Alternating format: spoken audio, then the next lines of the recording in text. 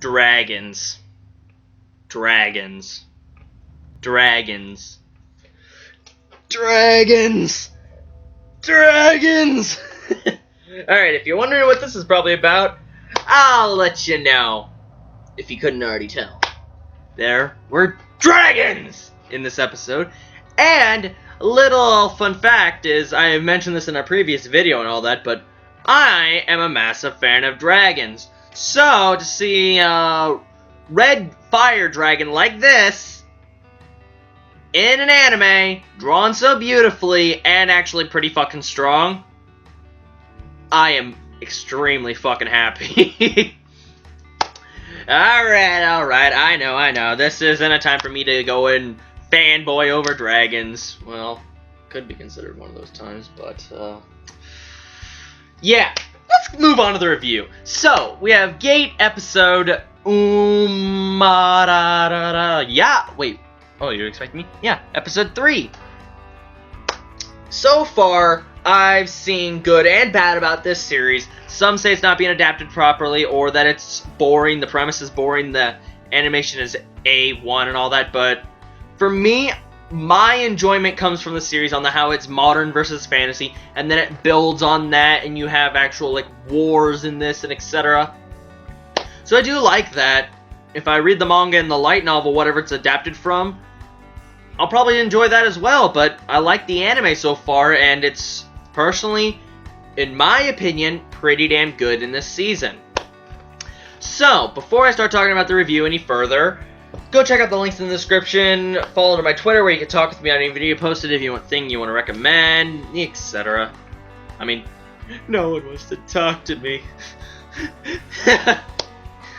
And follow the link to the anime, because if you haven't seen the episode before this review, I highly recommend you go do so. Pause this video, go open that video, load it, and just enjoy, because it's actually a pretty damn good episode in my opinion, but everyone has their own likes, dislikes, preferences, opinions, etc. Yeah, so, by now, if I'm assuming that you've seen the episode, I'm going to continue the review. So, if you haven't, be sure to pause right here. Right here? No, right here. Here.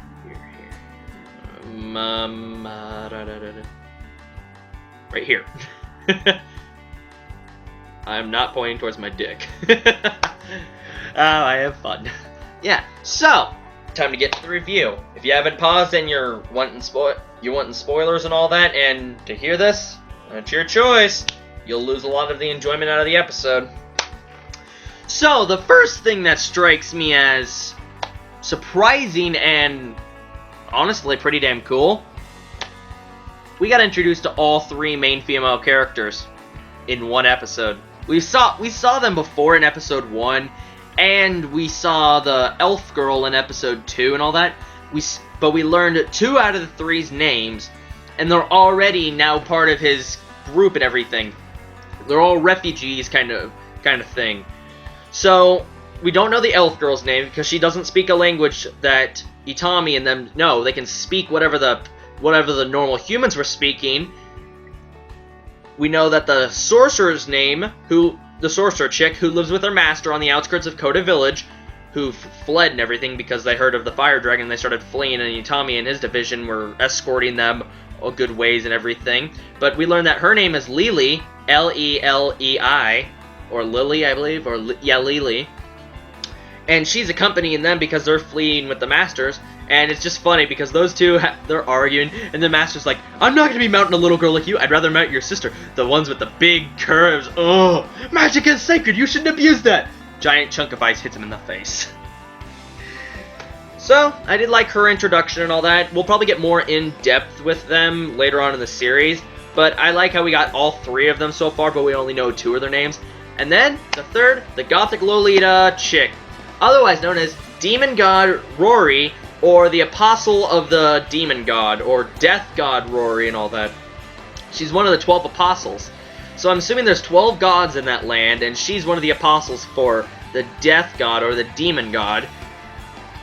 We didn't get too much clarifications, but she's an interesting one because she kills a bunch of bandits and all that, and then she walks up to Itami's group while they're traveling with a bunch of refugees and they're making their way downtown, walking fast. Da-na-na-na-na-na-na. Okay, they weren't doing that, but that was an example, okay? So we learn that she's an oracle, kind of, to the villagers of Koda, because they all run out and they all start praying to her. And she walks up to the vehicle. How does this move?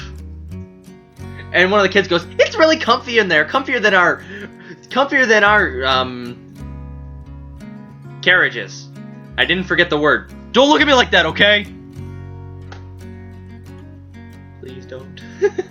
But yeah, she walks up there and goes, "How does it work?" And then the kids say it's comfier. So she goes, "Huh? I bet it's really comfy in there." So next scene we get, she's sitting on Itami's lap in the passenger seat, and she's like, "Oh, it really is comfy." And you just get so many sexual innuendos because he's trying to get her off of him. He's like, "No, don't touch that. No." And you just see the thing shaking back and forth. "No fair, Commander. Ah, don't touch that. No. Oh, if you move, please. It's a really tight fit."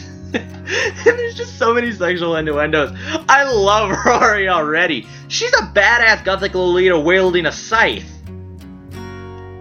She killed a group of bandits. But yeah, as they were traveling along, taking the refugees, the elf girl was still unconscious because they pulled her from the well and everything, and her vitals returned. And they took along the Rory and all that. So they have all the girls with them, and then they have every villager of Koda village. And then just walking past, and you see walking through this, like, I'd say, if you need a reference, like Nevada or something, where you have a bunch of plateaus and all that, and it's more barren kind of thing. No offense to you guys, I'm just using a little reference and everything. But yeah, you have some of them. They're walking through a land kind of like, I wouldn't say a wasteland, more of almost a desert kind of plateau area. So yeah, they're walking through there, and Itami's just looking out the window. You see this little dragon flying, and then NOOMP! Bye, bitch! The red dragon attacks. It kills quite a few villagers, don't get me wrong and everything, but it was pretty cool. So all of them were shooting with their 50 caliber bullets and everything, none of them was piercing. But suddenly the elf wakes up from the flames and all that, and all the motion and the battle station movements and etc. And she's like, they don't understand what she's saying, but she keeps pointing to her eye. And there's an arrow in the red dragon's eye, so she's saying aim for the eyes pretty much.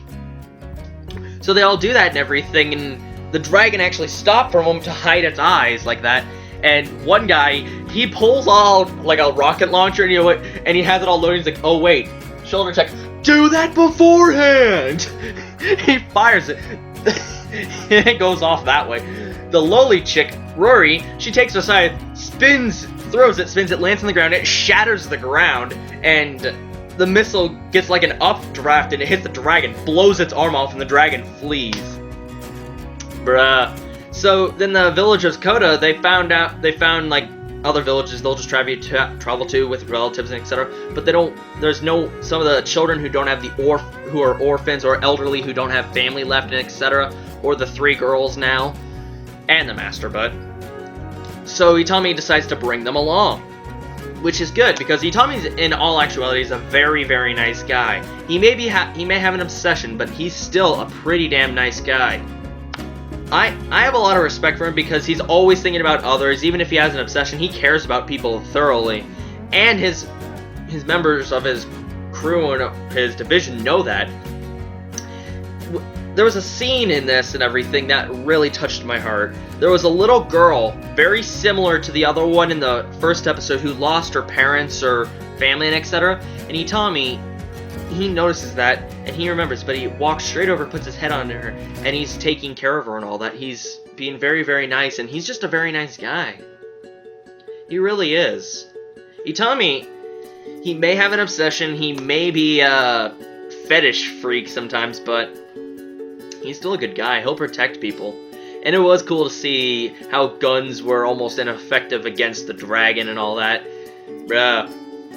One other point I'll make before this video is over is, you don't fuck with Rory. You know why?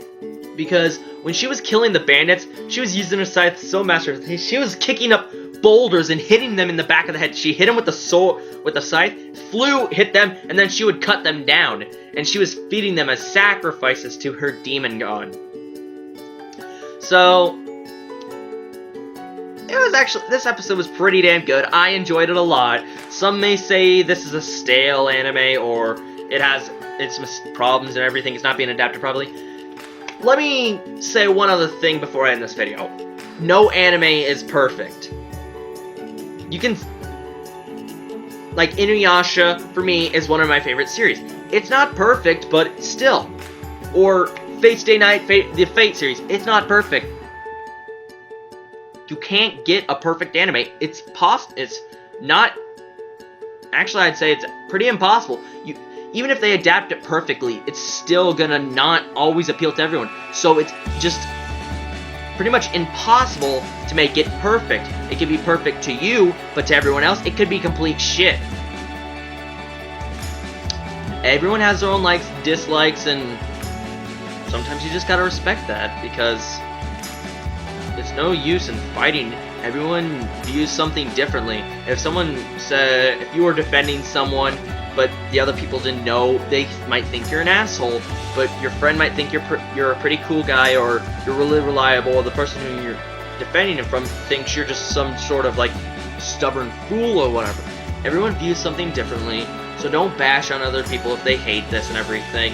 You can try to explain your points, but don't be just overly forceful. Not everybody likes what you likes, and that's what we have to deal with in our life. So, if you haven't already, please go check out the links in the description. You'll benefit from it. Especially my Twitter. Be sure to leave a like, comment, subscribe for more reviews, reactions, vlogs, talks, vlogs. The usual, everyone. This is X Nation here, my lovely community, citizens and civilians. Have a good day, everybody. I'll see you guys in the next video. Bye-bye.